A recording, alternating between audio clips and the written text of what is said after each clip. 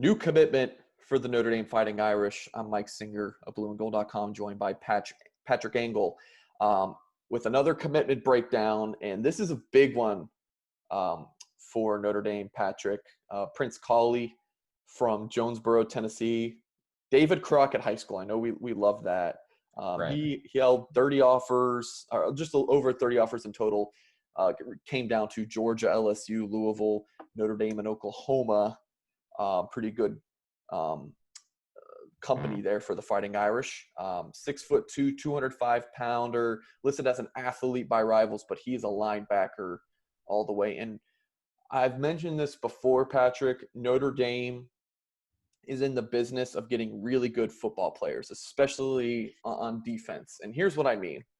Like, you watch Prince Kollie's tape, and you're just like, wow. He comes off the edge. He'll line up as like a nickel guy. He'll play some safety. He just does everything. He had like 14 receiving touchdowns too. He is just a really good football player. So if you're Notre Dame, defense coordinator Clark Lee is just like, let's just get all these good football players in here, and we'll kind of figure out their position later. That's why you see a lot of safeties move over to Rover to inside linebacker, that kind of thing. This is a big commitment for Notre Dame. You watch his tape. He is a raw player, but the upside for this kid is through the roof, Patrick. You definitely notice a kind of fearlessness and just his ability to and willingness to chase down plays and kind of, go hard and yep, I'm going here. Here's where the action's gonna go, and just get there. And he's got enough closing speed to be able to do that. Feels like he could be, a Rover or a buck linebacker. We've seen Notre Dame move some guys in between those the last few seasons since the Rover spot went into the defense before 2017. And he's got the right kind of feel as an underneath defender where he can just kind of drop into the flat, little shallow zone and just kind of watch the quarterback and just kind of react from there, and especially where a running back might go out of the flat or anything. And can pass rush too, like you said, especially if he ends up finding himself being blocked by a tight end or running back who he's strong enough to shed with just his arms, or not taking a long time to be able to get off that block. It looks like he has a lot of frame to add some more weight and carry more weight, but you see some just strength there overall. And the same things kind of show up at wide receiver, where he just kind of plays like that big slot receiver, tight end, whatever you want to call it, or tight end who lines up mostly in the slot. Yeah. And you see some ball skills and yards after catch ability, even a little bit of elusiveness.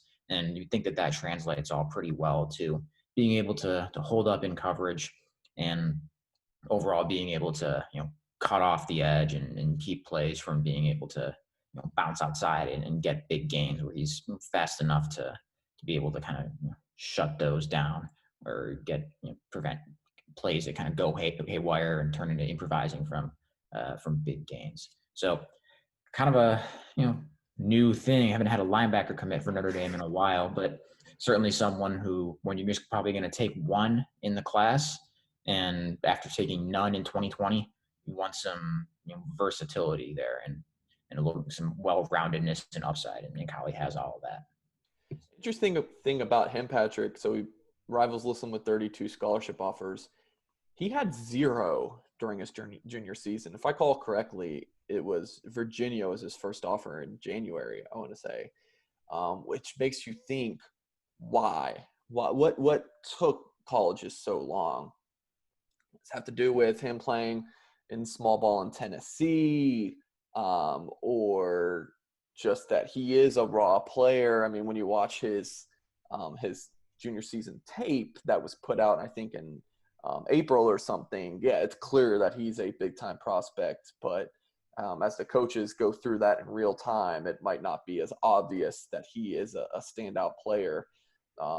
His ranking currently sits as a 5.63 star, which is that mid-level designation.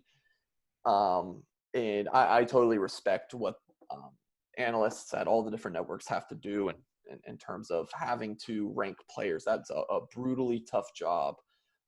because, if you talk to fans and parents or whoever, then every recruit's a 4 and 5 star. There's no bad recruits if so. But so there does have to be some 3-star guys, but Prince Kollie's not that. He's just not. And I hope that situation works itself out. But whether he's a 5-star or a 2-star, he's a big time player. I don't care what he's ranked at. I don't care what his offer list is, whether he has 30 offers or 2 offers. It's a huge get for Notre Dame. Watch the tape. It's electric. He's raw. He needs some coaching for sure. Every player does. But the ceiling is just enormous here. He can play rover.